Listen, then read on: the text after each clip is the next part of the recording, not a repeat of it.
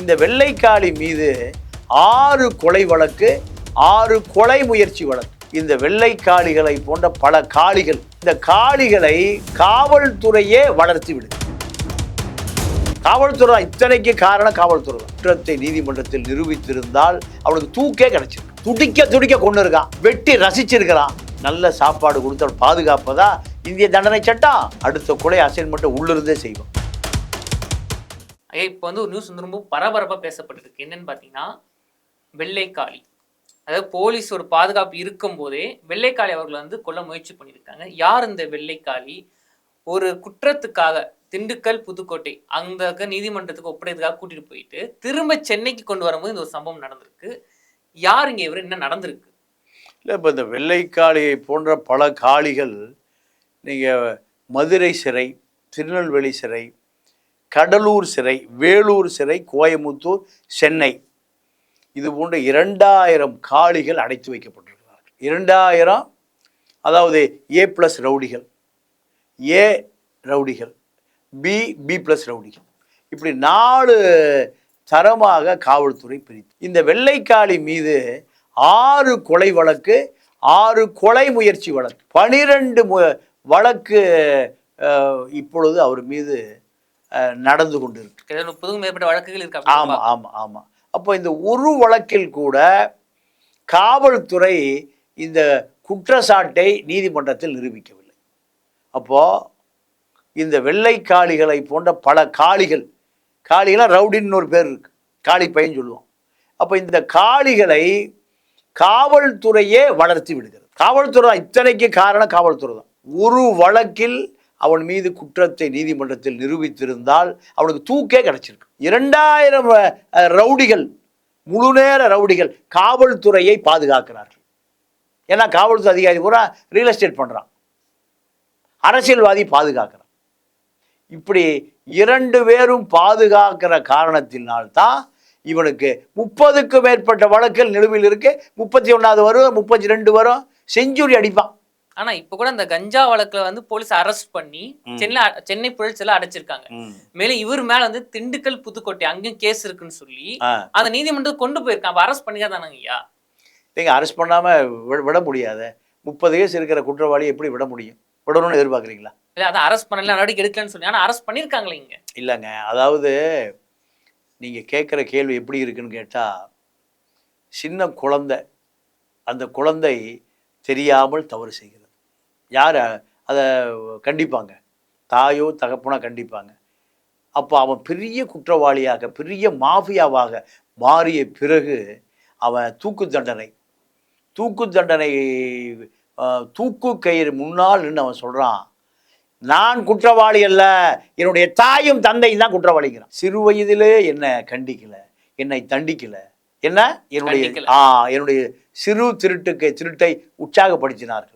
அது பெரும் திருட்டான பிறகு அவர்கள் அதை கண்டுகொள்ளவில்லை. சின்ன அடிதடி வழக்கை அவர்கள் கண்டிக்கவில்லை. இப்போ அது கொலை கேஸாக மாறி போச்சு. எந்த குழந்தையும் நல்ல குழந்தை தான் மண்ணில் பிறக்கையில் அவன் நல்லவனாவதும் தீயவனாவதும் அன்னை. அப்போ இது போன்ற நீங்கள் இந்த காளிகள் 2000 பேர் இருக்கான்னா, இந்த சட்ட ஒழுங்கை பாதுகாக்கிற அண்ணன் யாரு? காவல்துறை தான். காவல்துறை அவனுக்கு கடினமான தண்டனையை, இந்த இந்திய அரசியல் சாசன சட்டம் வகுத்து வைத்திருக்கிற தண்டனையை கொடுத்திருந்தா, ஒரு கொலை கேஸ் நிரூபிக்கப்பட்டால் அவன் என்ன, அவனுடைய நிலைமை எங்க? தூக்கில் தொங்கியிருப்பான். 12 கொலை முயற்சிக்கு வரை போயே இருக்கு. அப்போ யார் குற்றவாளி? நீங்கள் என்ன சொல்கிறீங்க? எங்கள் கைது தான் பண்ணியிருக்கேன். ஏன் கைதை பண்ணக்கூடாதுங்கிறீங்களா? அவனை தூக்கில் போடணும்னு நான் சொல்கிறேன். நீங்கள் என்ன சொல்கிறீங்க? கைது பண்ணியிருக்காங்க இல்லைங்க, சாப்பாடு வாங்கி கொடுத்துருக்காங்க, புரோட்டா வாங்கி கொடுத்துருக்கான்னு சொல்கிறீங்க. 12 கொலை செய்தவனை என்ன செய்யணும்? காவல்துறை தூக்கிலே தொங்க விட்டு இருக்க வேண்டாம். 2000 பேருங்க.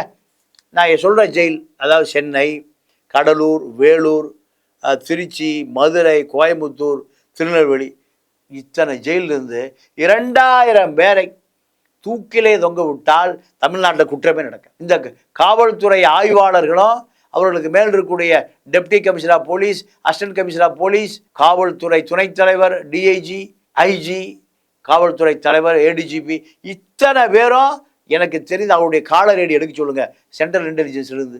அத்தனை பேருக்கும் தொழில்முறை கூட்டாளிகள் யாரு? காவல்துறை. காவல்துறை தான். நீங்க என்ன சொல்றீங்க? பிடிச்சாங்க போட்டிருக்காங்க.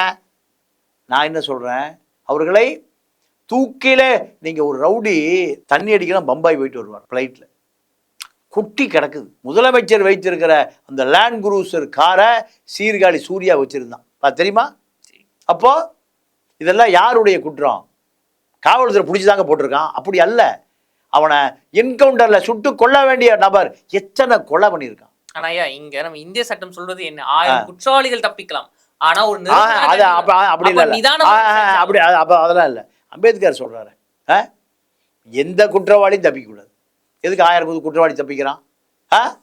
அப்ப குற்றவாளி கூட தப்பிச்சுட்டே இருப்பதற்கா இந்திய தண்டனை சட்டம் இருக்கு? அப்படி அல்ல, அந்த வாதமே இல்ல, அந்த வாதமே தவறு. நீங்க 6 மர்டருக்கு 6 பேர் செத்து போயிட்டானு இல்லையா? 6 பேர் மரணத்திற்கு யார் காரணம்? சரிங்க, வெள்ளைக்காலியே இல்லைங்க, சேப்பு காலியும் வச்சுக்க. அப்போ சேப்பு காலியே ஜெயிலுக்கு தூக்கில் போட்டுக்கணுமா இல்லையா? ஒரு உயிரை எடுப்பது 6 உயிரை எடுத்திருக்கானுங்க. துடிக்க துடிக்க கொண்டு இருக்கான், வெட்டி ரசிச்சிருக்கிறான், தலையை வெட்டி எடுத்திருக்கிறான். இவனுக்கு என்ன தண்டனை? சிறையில் நல்ல சாப்பாடு கொடுத்து பாதுகாப்பதா இந்திய தண்டனை சட்டம்? இது யார் குற்றவாளி? காவல்துறை தான் குற்றவாளி. நீதியரசரை தேடி புளியாந்தோப்பு போவார், நீதிபதிகளை தேடி குற்றவாளியை போவாங்க, திருநெல்வேலிக்கு போவாங்க, இல்லை ராமநாதபுரத்துக்கு போவாங்க. கூலிப்படை இருக்கிற ஒரே மாநிலம் தமிழ்நாடு தான். ஆளை காமிச்சு காலி பண்ணுன்னா போட்டு தள்ளிட்டு போயிட்டே இருக்கான். ஒரு குற்றவாளி இன்ஸ்பெக்டர் சொல்கிறான், ஐயோ டைம் ஆச்சு, ரிமாண்ட் பண்ணியா, 24 மணி நேரம் ரிமாண்ட் பண்ண. யார் சொல்கிறா? ஒரு குற்றவாளி. எஸ்பி கூட சொல்கிறாரு, அவனை அடிச்சிடாத. ராமநாதபுரத்தில் நடந்தது. ஏன்? இப்போ தான் அஜித் குமாரை அடிச்சே கொண்டுட்டாங்க, அதனால தொற்றாத. அவன் ஏதாவது திருந்துவானா? அடுத்த கொலை அசைன்மெண்ட்டை உள்ளிருந்தே செய்வான். இப்போ இந்த கேஸ்ல கூட வெள்ளைக்காளி மேல ஏன் இவ்வளவு பகைன்னு பார்த்தா 23 வருஷம் பகை அப்படின்னு சொல்றாங்க.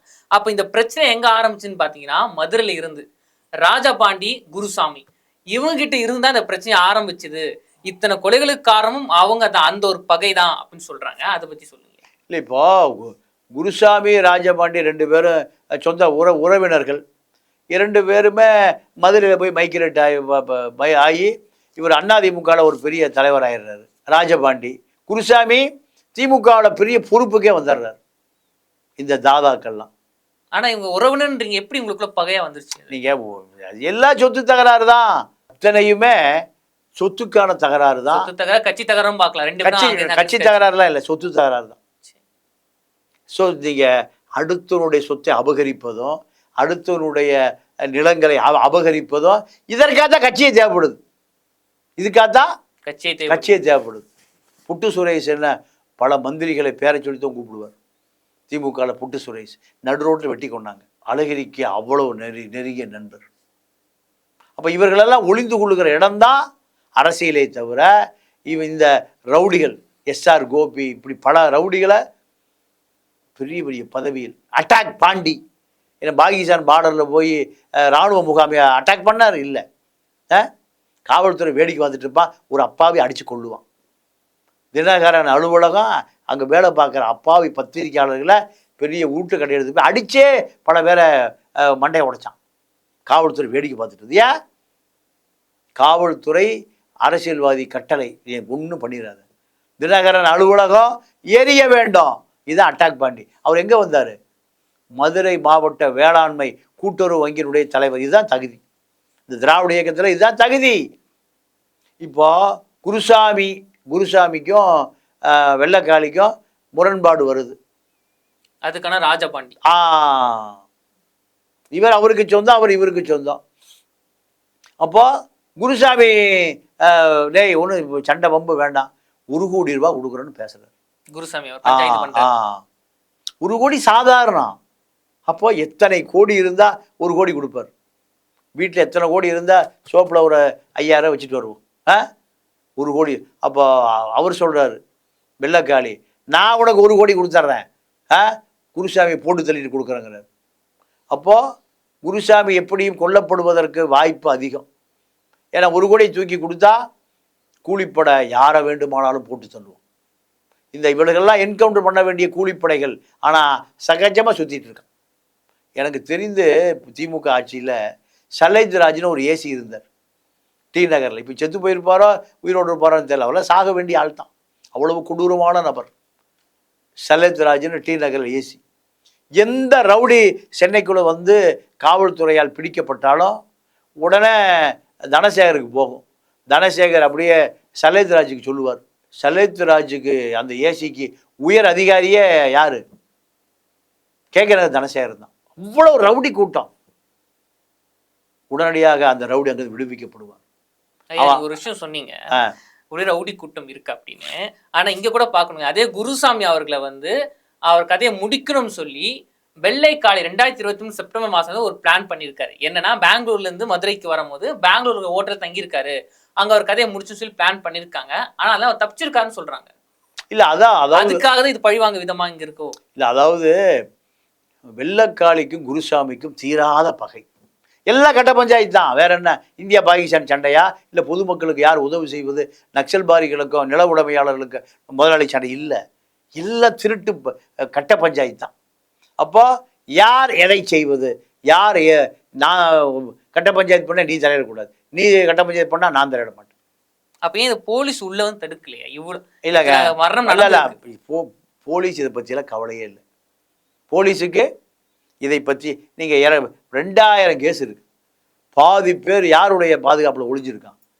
மாவட்ட செயலாளர்கள், மந்திரிகள், முன்னாள் மந்திரி, அதிமுக மந்திரி பேர் தான் ஒளிஞ்சிருக்கான். அப்போ இவர்களை யார் பாதுகாப்பதுன்னா அரசியல் அதிகாரம் பாதுகாப்பு. குருசாமிக்கும் வெள்ளைக்காளிக்கும் என்ன சண்டைனா, அடுத்தூருடைய இடத்தை அபகரிப்பது தான் சண்டை. இந்த சண்டையில் யார் முந்துவது? வெள்ளைக்காளி முந்தி குருசாமியை போட்டு தள்ளுறதா, குருசாமி முந்தி வெள்ளைக்காளியை போட்டு தள்ளுவதா? இந்த சண்டையில் காவல்துறை பாதுகாப்பில் இருக்கிற வெள்ளைக்காளியை குருசாமியுடைய ஆட்கள் கொலை செய்ய முயற்சிக்கிறார்கள் பல தடவை. இந்த தடவை நீங்கள் பெரிய செய்தியாக இருக்கு. குருசாமி எங்கே தங்கி இருந்தாலும் உளவாளிகளை நீங்கள் நேரடியாக கண்காணித்து சிறைக்குள்ள இருந்த வெள்ளைக்காளி குருசாமி போட்டு தரணும். அப்போ இவர்களுக்கு பணம் ஒரு பெரிய பொருட்டே இல்லை, காருலாம் ஒரு பொருட்டே இல்லை, ஆயுதம் ஒரு பொருட்டே இல்லை, செலவு ஒரு பொருட்டே இல்லை. அப்போ லிங்க் பெருசாக இருக்க முடியும், இந்தியா முழுக்க கூட போட முடியே. நீங்கள் அந்த பெங்களூர் ரவுடி இங்கே இருக்கிற ரவுடியை ஜெயிலுக்குள்ள எல்லாம் ஒன்றாயிருவான். உன் நம்பர் கூட என் நம்பர் கூட, எனக்கு தான் வேலை வந்தால் உனக்கு தர்றேன், உனக்கு வேலை வந்தால் எனக்கு தர்றேன். இது எங்கே வரைக்கும் நீளும்? காஷ்மீர் வரைக்கும் நீளும். காஷ்மீர் வரைக்கும் நீளும். இந்த வெள்ளைக்காளியும் குருசாமி, இந்த ராஜபாண்டி, இந்த தொடர்பு அவர்களுடைய தொழில் முறை கூட்டாளிகள் ஒரு 50 பேருக்கு முழு நேரமாக சம்பளம் கொடுத்து வச்சுருப்பான். முழு நேரமாக சம்பளம் கொடுத்து வச்சுருப்பான். ஒருத்தனுக்கு குறைந்தபட்சம் ஒரு நாளைக்கு 5000 ரூபா வேணும். குடி கூத்து கும்மாளம் சின்ன வீடு, இவனுக்கு இதான் இவனுக்கு தொழில். இப்படி இருக்கமா பொதுமக்கள் இப்படியா பாதுகாப்பு? பொதுமக்கள் விடுங்க, இப்போ இந்த வெள்ளைக்காளி சார்ந்த ஒருத்தர் வந்து மதுரை கோர்ட்ல ஒப்படைக்கிறாங்க, அவர் மேலே கஞ்சா கேஸ் போட்டு உறுதி ஆகுது. அவர் வெளியே வரும்போது சொல்ற, நான் வெள்ளைக்காளி ஆளு, அந்த நீதிவை சும்மா விட மாட்டேன்னு சொல்லி நீங்க கூட பார்த்துருப்பீங்க. வெள்ளைக்காளி ஆளு நானு, என் மேல எப்படிலாம் இப்படி பண்ண முடியும் அப்படின்னு சத்தம் போட்டு எடுத்து சொல்றாரு. நீதிபதிக்கு மிரட்டல் விடுறாரு. இதை பார்க்கும்போது நீதிபதிக்கே எங்க பாதுகாப்பு இல்லை தானே தோணுது. நீதிபதிக்கே அப்படின்னா பொதுமக்களுக்கு இல்லை, அதுக்கு யார் காரணம்? போலீஸ் தான் காரணம். போலீஸ் தான் காரணம். அவன் மீது வழக்கு பதிவு செய்து அவனை குண்டசிடத்தில் அடைக்க வேண்டியது யார்? அவனை குண்டனாக அவனை உடைக்க வேண்டியது யார்? முடக்க வேண்டியது யார்? காவல்துறை. காவல்துறை செய்யல. நீதிபதி அடுத்து இவன் கேஸே வேண்டாம்னு தள்ளி விட்டுருவார். வேற யாராவது அந்த கேஸ் நடந்துங்க, எனக்கு வேண்டாம், எனக்கு பொண்டாட்டி பிள்ளை இருக்குது, 24 மணி நேரம் போலீஸ் காவல் கொடுக்க முடியாது. ஆனா வெள்ளைக்காளி பாதுகாப்பு கொடுப்பது கூட இந்த சம்பவம் நீங்க பார்த்துருப்பீங்க. திண்டுக்கல் கோர்ட்ல சென்னைக்கு ஷிஃப்ட் பண்ணும் போது யாருனே ஒரு கும்பல் 10 பேர் கும்பல் அட்டாக் பண்ணியிருக்காங்க. ஆனா போலீஸ் வந்து பாதுகாத்துருக்காங்க. இல்லை, போலீஸுக்கு என்ன கடமைனா, தன்னுடைய கட்டுப்பாட்டில் இருக்கிற ஒருவன் இறந்து போய்விட்டால் தன்னை சஸ்பெண்ட் பண்ணிடுவாங்க. அதை தாண்டி அவனை காப்பாற்றுங்கிற அவசியம்லாம் இல்லை. அவனை நீங்கள் அவங்ககிட்ட காசு வாங்கிட்டு சாப்பாடு பிரியாணி வாங்கி சாப்பிட்ற ஆளு நம்ம போலீஸ். கஞ்சா தாங்க தமிழ்நாடு முழுக்க ஒரு பெரிய தேசிய மார்க்கு கார்பரேட் வியாபாரமாக இருக்குது. ஐயா, வெள்ளைக்காளி கூட இப்போ அரசான கஞ்சா கேஸில் தான். ஏன்னா லட்சங்களை கோடிகளை அதெல்லாம் குவிக்க முடியும். ஒருத்தன் 1 லட்ச ரூபாய்க்கு விற்றா ஒவ்வொருத்தனுக்கு ஒரு 50 பேர் கஞ்சா விற்கிறவர் இருக்கான். அப்போ 50 லட்ச ரூபா வியாபாரம் அவனுக்கு. 50 லட்ச ரூபா வியாபாரம்னா பாதி தான் முதலீடு 25 லட்ச ரூபா லாபம். நீ போலீஸுக்கு மாமூல் கொடுத்ததை போல, போலீஸுக்கு மாமூல் கொடுத்தது போக ஒரு ஆளுக்கு மாதம் 50,000 ரூபாய் கிடைக்கும். நீங்கள் பாஸ் அவனுக்கு 25 லட்சம் கிடைக்கும் வருடத்துக்கு. எந்த வியாபாரம் பண்ண முடியும்? பழமுதிர் சோலையை ஆரம்பிக்க முடியும், போய் கோயம்பேட்டில் தேங்காய் வியாபாரம் பண்ண முடியும், இல்லை மாங்காய் வியாபாரம் பண்ண முடியுமா? வந்து விழுகுது. கஞ்சா எங்கே விற்கப்படுதுன்னா கல்லூரி வளாகங்கள் விற்கப்படுகிறது, பள்ளி வளாகங்கள் விற்கப்படுகிறது. இதை காவல்துறை நினைத்தால் ஒரே நாளில் கட்டுப்படுத்த முடியும். ஆனால் காவல்துறை நினைக்கல. காவல்துறைக்கு சரியான அதிகாரி இல்லை. தமிழ்நாட்டுக்கு வருகிற ஐஏஎஸ் ஐபிஎஸ் அதிகாரிகள், நீங்கள் பல்புடுங்கி பல்வீர் சிங்னு ஒரு ஆள் விசாரணைக்கு வந்தவனை நீங்கள் சிரிக்கிறீங்க. கதற சைக்கிள் கடையில் போய் குரடு வாங்கிட்டு வந்து பல்ல பிடுங்குறான். இந்த சூடு சுரணையே உணர்ச்சியே இல்லாத ஒரு கூட்டம் பார்த்துட்டு இருக்கு. தடுக்க வேண்டாமா? சைக்கிள் கடை குரடை வச்சு ஒருவனை என்ன தண்டனை அது? நீ தூக்கு தண்டனை விட கொடுமையான தண்டனை. அவன் அங்கிருந்து வர வட இந்திய அதிகாரி பல்பீர் சிங், அவனை இங்கே இருக்கக்கூடிய வட இந்திய காவல்துறை அதிகாரி பூரா பாதுகாக்கிறான். இந்த மக்களை பாதுகாக்க வேண்டிய திமுக அரசு, அதிமுக அரசு அவர்களை பாதுகாக்கு. AK விஸ்வநாதனுக்கு 20,000 கோடி சொத்து, ஜாங்கிட்டுக்கு 20,000 கோடி, ஜெயின் பில்டர்ஸை முழுக்க ஜாங்கிட்டு தான். அப்போது இந்த இடங்களை வாங்குவதற்கும் இடங்களை காலி செய்வதற்கும் யார் தேவைப்படுறான்? ரவுடி தேவைப்படுறான். அப்போ அரசியல் தலைவர்களுக்கு மறைமுக ஒரு காவல்துறைனா இந்த ரவுடிகளை அப்படி சொல்லலாமா? 100% நேரடியான.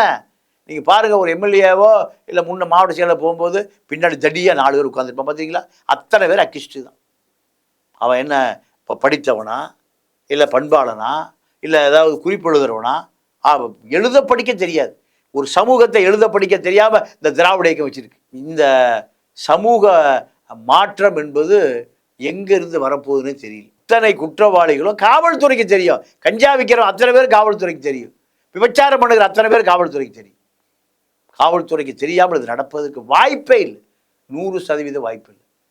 நீதிமன்றத்தில் குற்றம் நிரூபிக்கப்பட்டால் தான் நீங்கள் வெள்ளக்காளியும் குருசாமியும் குண்டஸ் இடத்தில் அடைக்கப்பட்டு இல்லை தூக்கிலே போடப்பட்டு என்கவுண்டர் செய்யப்பட்டு அழித்தொழிக்கப்படுவான். ஆனால் இங்கே அவன் அரசியல்வாதியை மாதிரி மாவட்ட செயலாளர் ஆயிடுறான். குருசாமிக்கு என்ன பதவி? திமுகவில் பெரிய பொறுப்பு, ரவுடியாக இருந்தவனுக்கு. அப்போ இதெல்லாம் இந்த திராவிட இயக்கங்களுடைய மிகப்பெரிய சமூக திட்டமிடல். நன்றிங்க, தொடர்ந்து பேசுவோம். நன்றி, வணக்கம்.